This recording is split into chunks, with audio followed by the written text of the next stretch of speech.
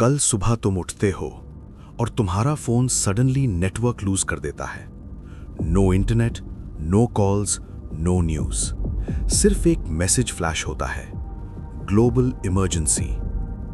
ये कोई मूवी नहीं है, ये हो सकता है रियलिटी अगर वर्ल्ड वॉर 3 स्टार्ट हो जाए।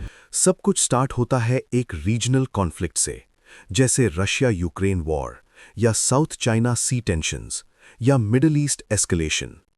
फिर एक छोटी सी मिलिट्री स्ट्राइक और फिर retaliation. With in minutes missiles launch हो चुकी होती हैं। सबसे पहले टारगेट होते हैं मिलिट्री बेसिस, रेडार सिस्टम्स और कम्युनिकेशन सैटेलाइट्स, क्योंकि जो कम्युनिकेशन कंट्रोल करेगा वही वॉर कंट्रोल करेगा। इस स्टेज को बोलते हैं फर्स्ट स्ट्राइक डॉक्ट्रिन।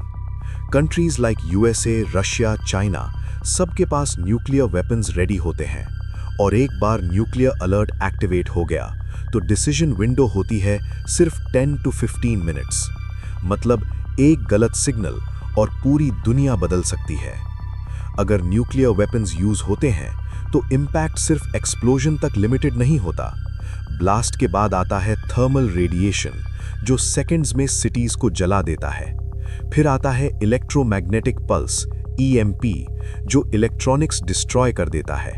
पूरा इंटरनेट कोलैप्स हो सकता है, power grids fail, banking system crash, ATMs useless, digital world shut down, airports बंद, फ्लाइट्स ग्राउंडेड, बॉर्डर्स सील्ड, और सबसे डेंजरस फेज मिस इन्फॉर्मेशन। लोग पैनिक में आ जाते हैं, फेक न्यूज स्प्रेड होती है, ट्रस्ट कोलैप्स हो जाता है।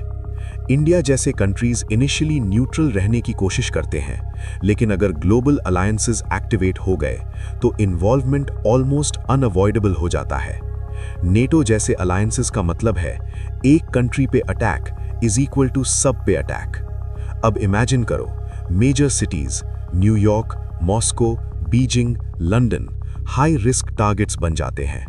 Millions of people instantly impact में आ जाते हैं, और जो सरवाइव करते हैं उनके लिए रियल स्ट्रगल अब स्टार्ट होता है।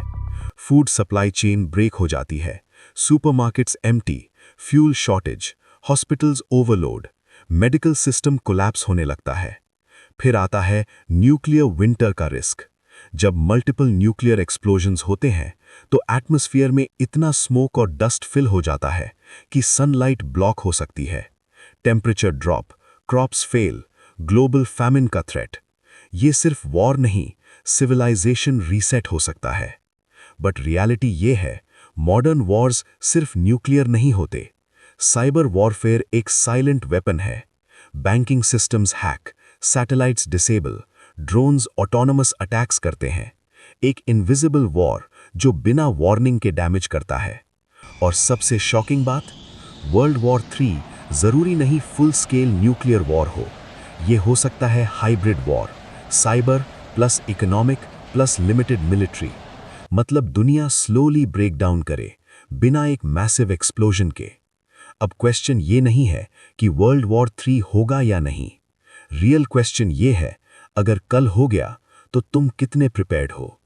क्योंकि हिस्ट्री ने हमें एक चीज सिखाई है, Wars start quickly but and होने में जनरेशंस लग जाती हैं।